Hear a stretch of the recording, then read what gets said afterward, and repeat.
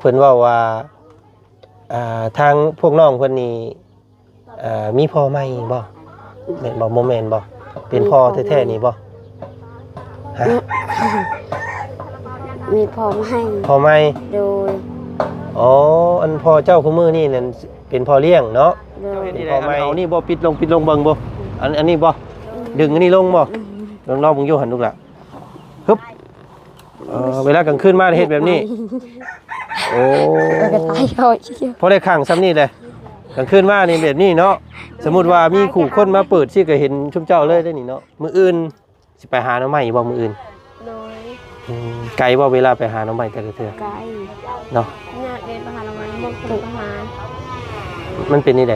หมดคนหาแล้วคนไปหาหลายโดยมันเบิดเลยเนาะอ๋อถ้าต้องไปนี่เจ้าไปแต่จังโมงลูกหลานไปหาหน่อไม้ไป6 โมงแต่มันมืดพุ่นบ่เห็นเมื่อวานนี่ซุมเจ้าบ่ได้ใส่กุ๊บบ่ได้ใส่หมวกเด้อพี่น้องไงบ่มีบ่ลูกล่ะบ่มีกุ๊บตายพี่น้องไงเนาะเอาจังซั่นมื้อนี้ระเบาอันสิมอบอุปกรณ์ในการเฮ็ดเวียกเฮ็ดงานของเจ้าเด้อเนาะอันนี้เป็นกุ๊บเนาะซุมเจ้าเอิ้นหยังลูกล่ะเอิ้นหยังด่วนเลยบ้านซุมเจ้าเอิ้นอยู่ลูกล่ะจึ๊บเนาะเวลาชุบเจ้าไปหาหน่อไม้เวลาชุบเจ้าหาบหน่อไม้ไปขายแต่ละมื้อไปให้ไปยังกระไซแบบนี้มันจะว่าซื้ออันนี้มานำยาซาหัวพี่น้องเอ้ยชุบเจ้าเอิ้นยังลูกหล่ะนี่ยาซะฮะยาซะยาซะ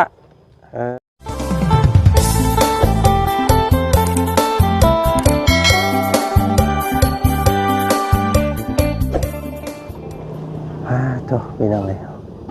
ตัดภาพบรรยากาศมาอีกบัดที่นี่เนาะเป็นบรรยากาศตอนเที่ยงแดดฮ้อนขนาดพี่น้องเลยคืออะไรไข่ย่อยมื้อนี้เนาะวาจันตอนนี้วาจันพาพี่พ่อน้องมาอยู่หน้าบ้านเฮือนซานของน้องไม้น้องท้ายพี่น้องเลยเนาะ2ไอ้น้องที่ท่าแดดหาบหน่อไม้ขายเมื่อวานนี้พี่น้องไงที่บ่จันไปพบไปพ่อเนาะล่าสุดล่านี้พี่น้องไงทางพวกน้องเพิ่นเนาะได้ข่าวดีได้เรื่องเล่าดีๆเนาะถือว่าได้เข้ากินพี่น้องไง4 กระสอบเต็มเพื่อนเอิ้นเทินเนาะทางซ่องของบ่าวบุญบ้านป่าแล้วก็ซ่องของบ่าวบุญสารวัตรซื้อเข้าเนาะจำนวน4 กระสอบพี่น้องก็ถือว่า200 กิโลถือว่าฟ้าโทกินกันได้เรือนเติบพี่น้องเลยเนาะจังใดก็ขอขอบขอบใจขอบุญขอบคุณทางผู้ใหญ่ใจดีเนาะทุกช่องทางว่าสิผากผ่านทางช่องทางไหนก็ตามพี่น้องเลยเนาะว่าจันยินดีและดีใจเบิดเนาะพี่น้องเนาะดีใจกับน้องเพิ่นที่ว่ามีคู่คนได้มองเห็นน้องเพิ่นเนาะทางบ่าวจันก็ได้เป็นกระบอกเสียงน้อยๆ2 ทางหนึ่งเนาะให้น้องเพิ่นมีการช่วยเหลือเข้ามาก็สุดแสนดีใจมื้อนี้พี่น้องทางบ่าวจันก็ยิ้มน้ำน้องเพิ่นเนาะก่อนอื่นพี่น้องเอ้ยกับทักทายสบายดีเนาะพ่อแม่พี่น้องกันเบิดสู่ผู้สู่คนทักทายสบายดีเด้อพ่อพี่น้องทั้งใต้ทั้งเหนือทั้งไกลเนาะพี่น้องเนาะพ่อกันมื้อนี้ก็อากาศร้อนพี่น้องเอ้ยร้อนอีดีเนาะร้อนอบอ้าวเอามื้อนี้ทางบ่าวจันก็เข้ามาทักมาถามเรื่องราวของน้องเพิ่มเติมก่อนพี่น้องเอ้ยเพราะว่าหลังจากพวกเฮาได้ลงคลิปลงไปเนาะพี่น้องเนาะก็เฮ็ดให้บางคอมเมนต์พี่น้องเอ้ยบางคอมเมนต์ได้คอมเมนต์เข้ามาเนาะบ่าวจันได้อ่านได้ก็โอ้บ่ดีใจปานใดพี่น้องเอ้ยเนาะพอดีมีทางคอมเมนต์นึงเนาะก็บ่ขอเอ่ยชื่อเสียงเพิ่นด้วยกันเนาะเพิ่นว่ามาทำนองว่าโอ้ยว่าซั่นเนาะสร้างเคสสร้างภาพหลอกลวงเอาเงินฝั่งไทยอีกแล้วว่าซั่นพี่น้องเอ้ยเนาะโอ้ยอันนี้ก็ฟังแล้วก็บ่สบายใจปานใดเนาะทางบ่าวจันก็ได้พี่น้องก็เลยอยากมาอธิบายให้ทางอ้ายหรือว่าทางเอื้อยเพิ่นได้รับรู้เนาะว่าพวกเฮานี่ก็มาพบมาพ้อน้องเพิ่นแบบโดยความบังเอิญและก็การที่เฮาถ่ายทำทอด ให้พี่ให้น้องเบิ่งส้มนี่ก็เฮาบ่ได้จัดฉากเฮาบ่ได้สร้างภาพเฮาบ่ได้สร้างให้พวกเพิ่นมาอยู่แบบนี้พี่น้องไงเนาะชีวิตของเพิ่นจริงๆนี่แหละเฮาแค่ถ่ายทอดให้โลกกว้างได้เบิ่งได้ส้มพี่น้องไงเนาะเฮาบ่ได้ตั้งมกตั้งใจแบบสร้างเคสน้องเพิ่นขึ้นมาให้หลอกลวงเอาเงินเอาคำจังซั่นจังซี่บ่แม่เนาะพี่น้องเนาะกะเบิ่งแล้วกะพิจารณาเบิ่งนํกันเด้อพี่น้องเด้อเนาะเอามื้อนี้กะเข้ามาทักมาถามมึงก่อนพี่น้องไงพอดีมื้อนี้ทางบ่จันมีอุปกรณ์ในการเฮ็ดเวียกของน้องเพิ่นมามอบให้เนาะส่งเสริมน้องเพิ่นในการเฮ็ดเวียกเฮ็ดงานมื้อนี้น้องเพิ่นรู้สึกว่าอยู่เฮือนเด้อพี่น้องเด้อบ่ฮู้ว่าเป็นหยังเพิ่นถึงอยู่เฮือนมื้อนี้พี่น้องเฮาเข้าไปทักไปถามเพิ่นนํกันเลยไปพี่น้องเอ้ยเนาะป้าโตใต้ต้นหมากม่วงพี่น้องเอ้ยอันนี้ก็สิแม่นต้นหมากม่วงของพวกน้องเพิ่นนี่แหละแต่เมืองเนาะหมากม่วงใหญ่ม่วงต้นพี่น้องเอ้ยเนาะพอดีห่มพอดีหลังเฮือนเราเลยพี่น้องเอ้ยหลังคาเนาะนี่ทรายคากับผุพังเรือนชานบ้านซองน้องเพิ่นกับเวลาฟ้าลมฝนตกก็คือสิเปียกเปียเนาะเรื่องเนาะเอามาทักมาทายสบายดีตอนเที่ยงน้องเพิ่นซะก่อนสบายดีเด้อเนาะอีหล่ะเนาะมื้อนี้โอ้ยอยู่เฮือนอยู่ซ่านแท้มื้อนี้เนาะใส่เสื้อใหม่แล้วพี่น้องเอ้ยมื้อวานนี้เห็นน้องเพิ่นใส่เสื้อเก่าๆเนาะมื้อนี้เสื้อผ้าหน้าแพรถือว่าใหม่ขึ้นกว่าเก่าเด้งามเด้บัดนี้เนาะ เนาะจำระเบ้าได้อยู่บ่มื้อวานนี่ไปพ้อกันมื้อวานนี่จำได้อยู่เนาะจำชื่อระเบ้าได้บ่ฮะแล้วซะบาดนี้พี่น้องก็จำชื่อกันบ่ได้เนาะเฮ็ดจังได๋ดะบาดนี้พี่น้องเอ้ยลืมแล้วโอ้ยพ้อกันวานนี่ก็ลืมแล้วนี่พี่น้องเอ้ย เนาะเอาบ่เป็นหยังเนาะพ้อกันล่ำเทื่อเฮาอาจจะบ่ชื่อกันเนาะบัดที่นี่พวกน้องอาจสิได้เห็นพวกอ้ายเรื่อยๆเนาะสิเข้ามาหาเจ้าเรื่อยๆเด้อเอาก่อนอื่นระเบ้านิบมักระเบิดใส่อีหล่าเพิ่นแน่ผู้น้อยๆนี่ชื่อน้องทายเนาะแม่ตั้งให้บ่พ่อตั้งให้บ่โดยโอ้สิได้เลยอันนี้เด้น้องไม้โดยเป็นน้องกันแท้ๆเนาะบ่แม่นน้องคนละพ่อละแม่เนาะโดยโอ้แต่ว่าหน้าตาน้องเพิ่นบ่คือกันได้พี่น้องเอ้ยเนาะผู้เอื้อยบัดหน้าแบบนึงผู้น้องแบบนึงเนาะ2สไตล์2แบบเนาะโดยมื้อนี้เป็นหยังคือบ่ไปหาน้องใหม่มื้อนี้คอยไปสู้อ๋อวันอาทิตย์โดยทุกอาทิตย์เดี๋ยวชุมเจ้าต้องอยู่เฮือนโดยอ๋อพวกเจ้านับถือพระเยซูบ่โดยอ๋อพี่น้องเอ้ยเพราะว่าพระเยซูนี่วันอาทิตย์นี่เพิ่นสิงดการเฮ็ดเวียกเนาะพักผ่อนแล้วก็ไปร่วมศีลเนาะโอ้พี่น้องเอ้ยโอ้หากระฮู้ได้ว่าพวกน้องเพิ่นถือพระเยซูเด้อ โอ้แสดงว่าน้องใหม่ก็มีหลายแล้วมื้อนี้เนาะเพราะว่าซุมเจ้าบ่ได้ไปหาเนาะมื้ออื่นเด้อมื้ออื่นไปหาน้องใหม่มาเด้อแล้วว่าสิซื้อซอยอีกเพราะว่ามื้ออื่นแล้วว่าสิพากันกลับบ้านเนาะพอดีแล้วสิซื้อน้องใหม่ซอยหาน้องใหม่งามๆเด้อมื้ออื่นเนาะโอ้พี่น้องเอ้ยมื้อนี้น้องเพิ่นหยุดกินข้าวอะไรล่ะกินแล้วกินกับผักเด้อกับผักกับมันมีระเบ้าให้นั่นแหละเนาะกินกับผักกูดโอ้พี่น้องเอ้ยเนาะเอาพี่น้องเนาะมื้อนี้มีโอกาสเลยมาทักมาทายนั่งเฮียงกันซอยๆคือเก่าพ่อแม่ไปทางใดเบิดแหละลูกแม่นั่งอยู่พุ่นพี่น้องเฮือนซ่านน้องเพิ่นมื้อนี้สีแจ้งๆแน่เพราะว่ามื้อวานนี้มามืดๆเนาะเฮือนน้องเพิ่นก็แบบค่อนข้างแบบจะเอาลงต่ำแน่ถ้ายืนตรงๆนี่ต่ำหัวเลยเฮือนเจ้าเนาะ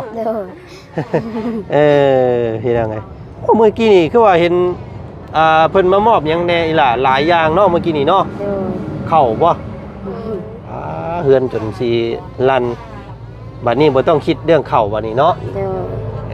บ่ต้องคิดเรื่องเข้าไปหาน้องไม้มากะไปขายก็ได้เงินก็ไปซื้อแนวอื่นบัดนี้เด้อซื้อปลาแหลกเป้งนัวซื้อเกลือซื้อหมกพริกเนาะเข่าเนี่ยบ่3-4กระสอบมันสิกินเบิด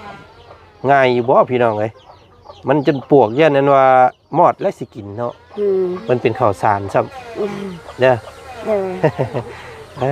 ปั่นพี่ปั่นน้องน้ำเด้อเฮือนไก่เฮือนเคียงตักให้เพิ่นผู้ละแบนผู้ละใดน้ำเด้อ โดย ปั่นกันเนาะมีจักหลังคาเฮือนลูกกันอยู่แถวนี้มีจักหลังก็มีหลังนี้นึงแล้วก็หลังนั้นนึงเนาะ นั่งนึง โอ้ คือการมด โอ้ กัน อันนี้เฮือนหลังเดียวกันบ่ โดยก็นั่นก็เพื่อนรังเดียว แปลว่าเพิ่นอยู่สองหลังคาคือสองเจ้ากับเมตู้เจ้านี่เนาะ โดย เพราะง่ายๆมุ่งนี่มีอยู่3ครอบครัวพี่น้องเลยเนาะ3หลังคา3ครอบครัวหนึงคือพ่อตู้อเลียพ่อตู้7 ปีเนาะแล้วก็ครอบครัวหนึงก็ครอบครัวของน้องไม้น้องท้ายแล้วก็ครอบครัวที่2ก็คือเฮือนหลังนี้เนาะ โดย พี่น้องไง เอ้าแล้วก็หลังจากที่พวกอ้ายได้มาหาเจ้าพบพ่อเจ้าเมื่อวานนี้เนาะพี่น้องเนาะก็เฮ็ดให้ป้าลุงเนาะที่ได้รับได้เบิ่งได้ชมบ่ว่าที่ทางต่างประเทศ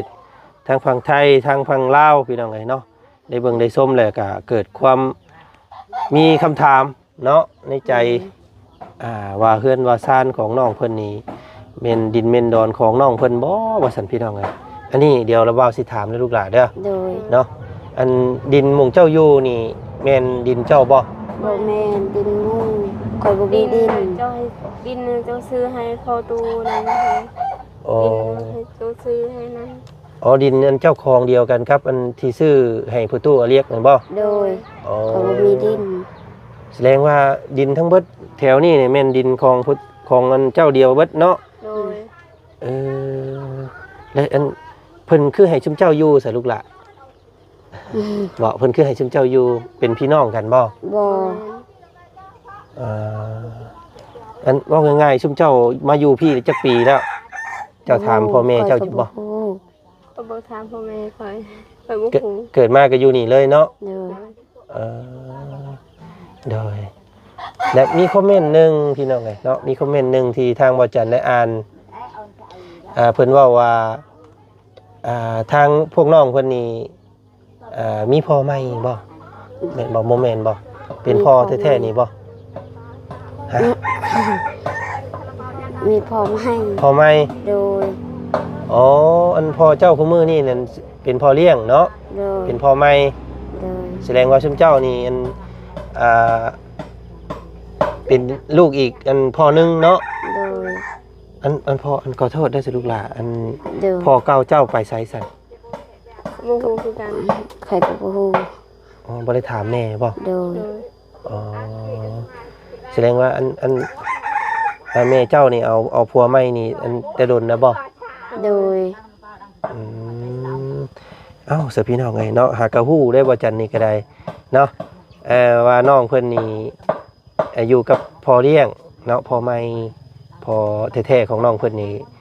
จักไปไสเดี๋ยวสิถามทางแม่เจ้าไปเลยเนาะว่าพ่อเจ้าแท้ๆนี่เพิ่นปะบ่หรือว่าเพิ่นเสียบ่หั่นนะเนาะ มาเลเซีย อ๋อบ่ได้เสีย โดย อ๋อแสดงว่าเพิ่นปะกันกับแม่เจ้า โดย พี่น้องไง คอยก็บ่ฮู้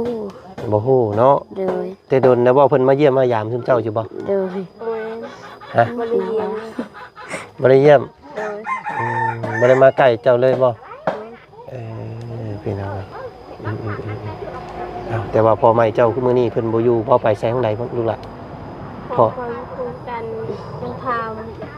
ถามมาเป็นประเทศ ไปหาเวียกนี่บ่ โดย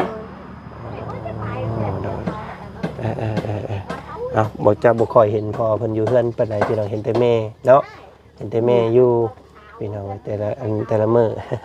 โอ้หายากได้สิเห็นน้องเพิ่นอยู่เฮือนอยู่ซานตะเก่านี่บ่ได้อยู่เด้เนาะไปหาหน่อไม้หน่อมันตลอดเลย ำ พี่น้อง เวียก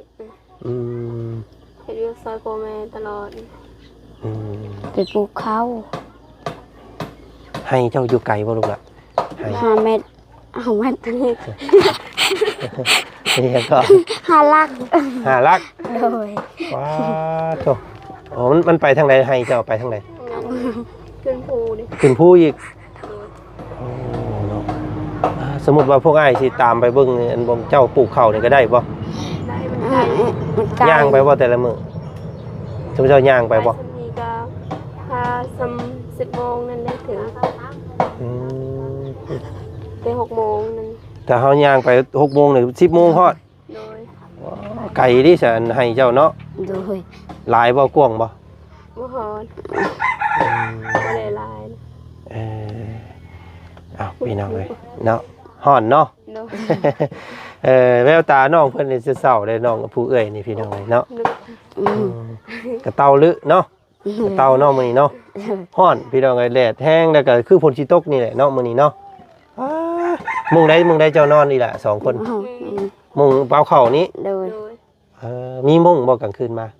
มุงมีกลางบ่ บ่มี บ่มี บ่ได้กลางมุง โดย อ้าวยุงก็ครบแล้วเนาะ ชงขี้ยุงหามไปแท้กลางคืนมาลูกล่ะเจ้านอนมุงใดมุงนี้ โดย น้องเลย นอนวันนี้ น้องนี้ โดย แล้วก็น้องชายน้องนั่นเจ้าไปเลี้ยงไป นอน นอน กั กั บบ พ่ พ่ อ อ พ่อเนี่ยไปนอนอยู่พุ่นบ่ทั้งนั้นบ่ โดย พ่อกับแม่นอนอยู่ตูทั้งลุมทั้งนั้นพุ่นพี่น้อง แม่ เนาะ เคยนอนทางนี้ แต่อายะเพิ่นไปนอนอยู่พุ่นผู้เดียวเนาะ โดย พี่น้องนอนกับบ่ได้กลางมุ้งมากลางคืนมานี่กับอันเจ้าเฮ็ดนี่ได้อันเอานี่บ่ปิดลงเบิ่งบ่อันนี้บ่ดึงอันนี้ลงบ่ลองมึงอยู่หั่นลูกล่ะฮึบเวลากลางคืนมาเฮ็ดแบบนี้โอ้ ก็ตายเขาเชียว พอได้ข้างซ้ำนี่เลยกลางคืนมานี่แบบนี้เนาะสมมุติว่ามีขู่คนมาเปิดสิก็เห็นชุมเจ้าเลยได้นี่เนาะ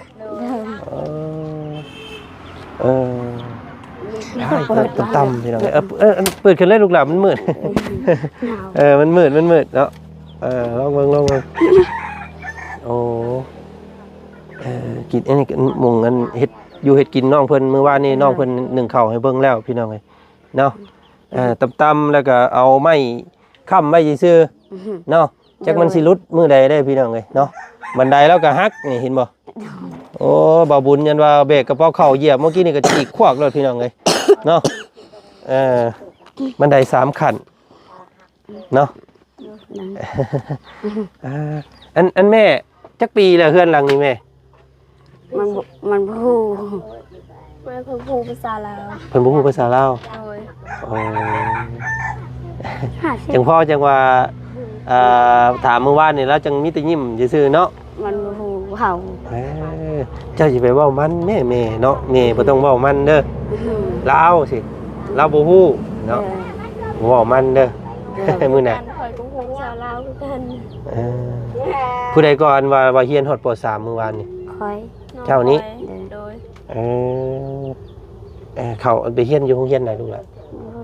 อยู่บ้านดงผู้ บ่ บ่ บ้านสกีนี้มุงเฮือนน้องอันน้อง โดย ทางแวะน้องน้ำนี่บ่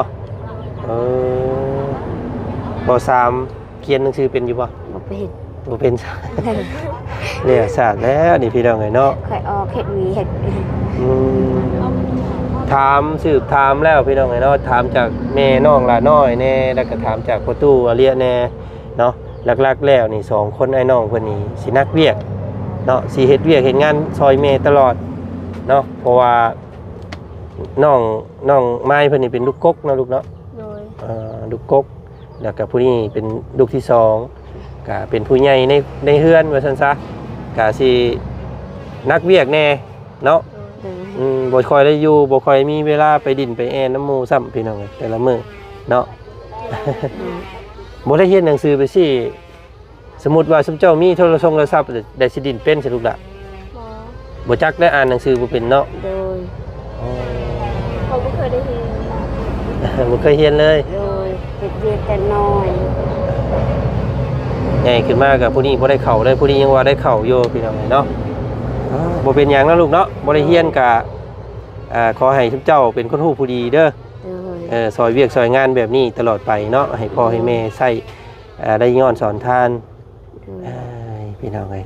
เฮ็ดจังได๋ละบาดนี้เนาะเอ้ามื้อนี้ละบ่าวก็คิดว่าสิซื้อข้าวมาให้ โดย ว่าสิซื้อข้าวมาให้เจ้าอีก1 กระสอบแต่ว่าได้หลายแล้วมื้อนี้เนาะเดี๋ยวอันละบ่าวสิเบิ่งที่เจ้าขาดแน่เนาะว่ามีหยังแน่พี่น้องเอ้ยสิจัดสรรมาให้ใหม่อีกเนาะ โดย เป็นผ้าห่มผ้าแพร่บ่หรือว่ามุ้งบ่พี่น้องเอ้ยนอนยุ่งครบบ่กลางคืนครบอยู่บ่ ครบ ครบ โดย เนาะ เป็นผู้สาวน้อยซ้ำพี่น้องเอ้ยเป็นยุงนอนตากยุงเนาะเอ้ยเอ้ามื้ออื่น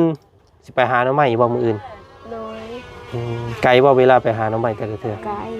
เนาะ ญาติเดินประหารเอาไว้หมดคนประหาร มันเป็นนี่ได หมดคนประหารแล้ว คนไปหาหลาย โดย มันเบิดเลยเนาะ อ๋อถ้าต้องไปนี่เจ้าไปแต่จังโมงลูกหลานไปหาหน่อไม้ ไป6 โมง แต่มันมืดพุ่นบ่ โดย อืม เว บ่คำ ลาเราบ่กินข้าวเช้า ไปซะก่อนจังมาจังกินเนาะ โดยเมื่อเดินไปหาหน่อไม้แล้วกินข้าว อ๋อเพราะว่าย่านบ่ทันคน โดย คนหาหลายเนาะ โดย ถ้าเฮาไปซอยนี่ก็เบิดเด้อพี่น้องเอ้ยเออ คอยก็ไปให้ ไปปลูกข้าว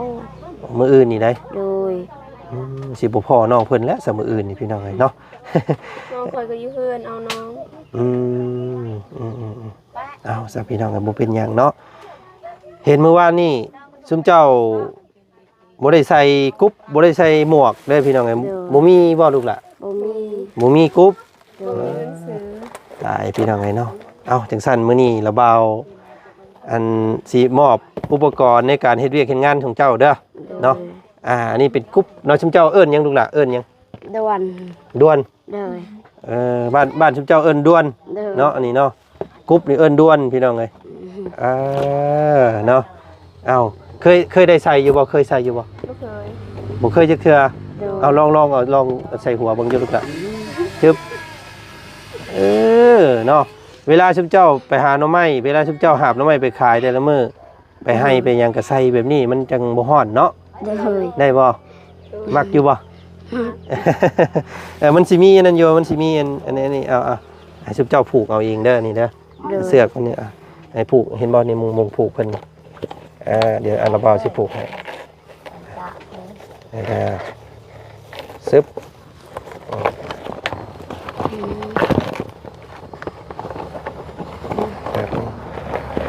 ครับเอาลองโยกบาทนี่แบบนั้นนะวะเนาะ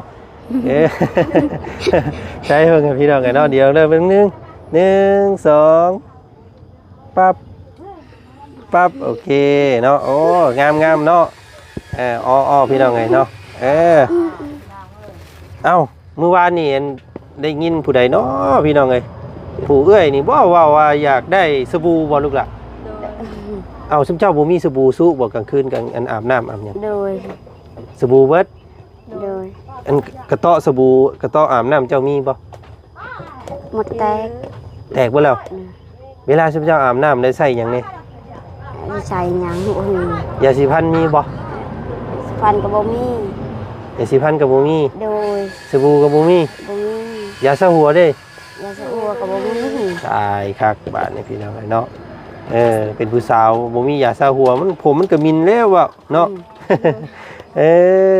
เอาเนาะมื้อนี้เราเอาซื้อกันสบู่มาให้เด้อเจ้าบ่ต้องซื้อเด้อ โดย เนาะให้แพ็คหนึงเลยพี่น้องเอ้ยเนาะจำนวน4ก้อน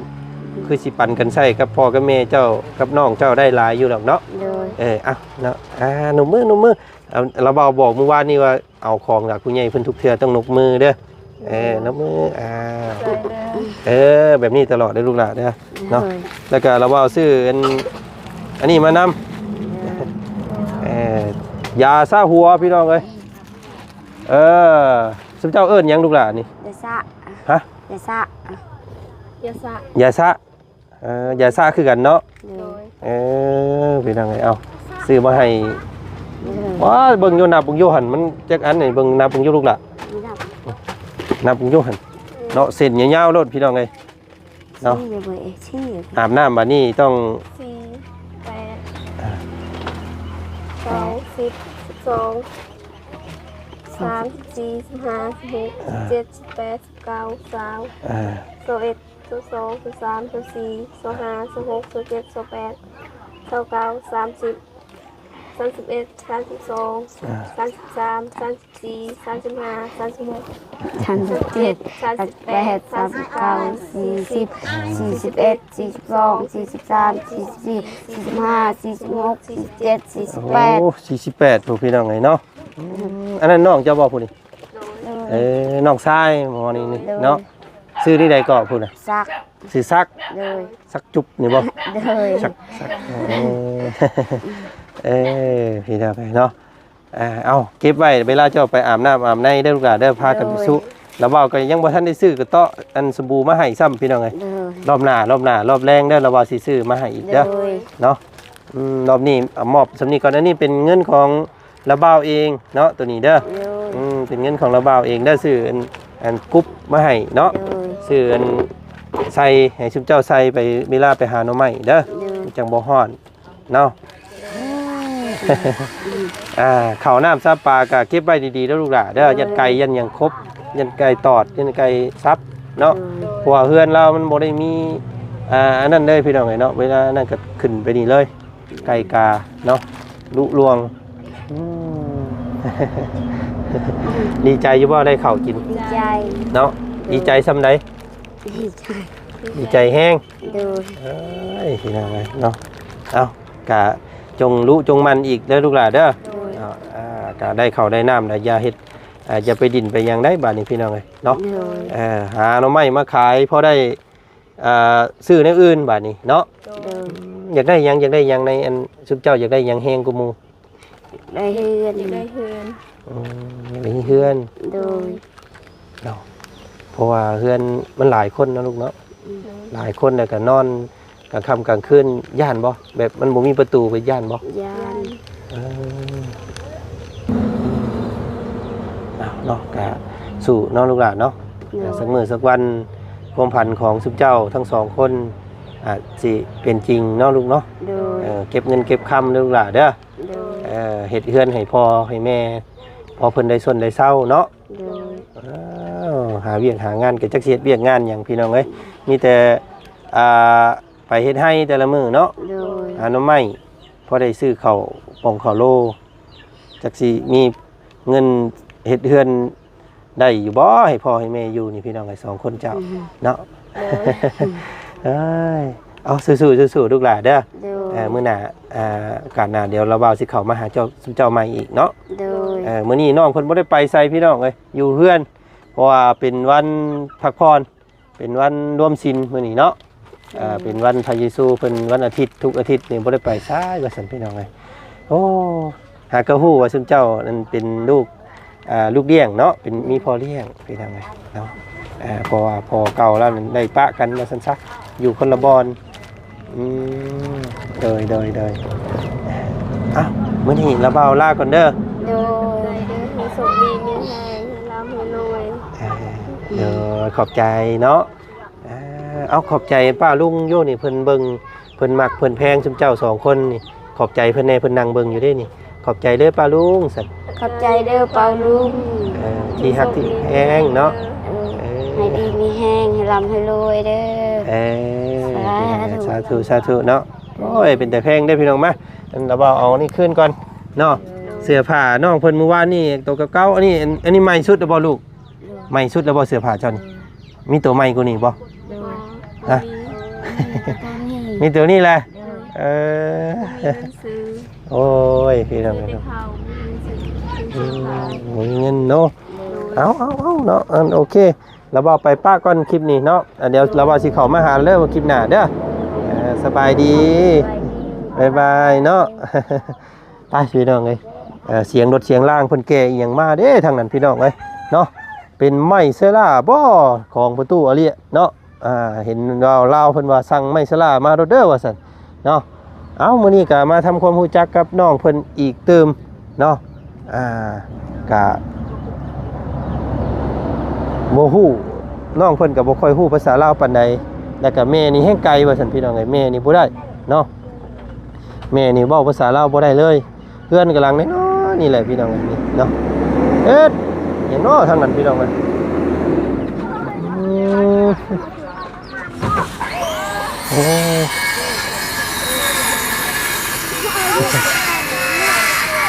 รถจะสิค่าลงบ่ได้บ่ลงบ่ได้ก็หามเอา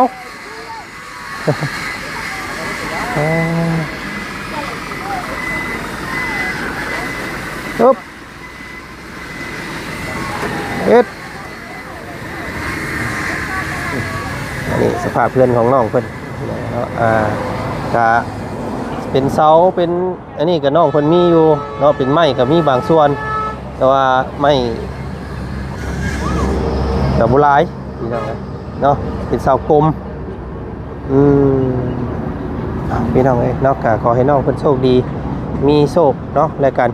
เอาสำหรับคลิปนี้ทางบ่จันไทยทำให้พี่น้องเบิ่งส้มพอสำนี้ก่อนเนาะเจอกันใหม่อีกคลิปหน้าพี่น้องคลิปนี้อำลาแล้วเนาะสบายดีสวัสดีเบิดสุขสุขคนเจอกันใหม่เด้อเนาะพี่น้องไป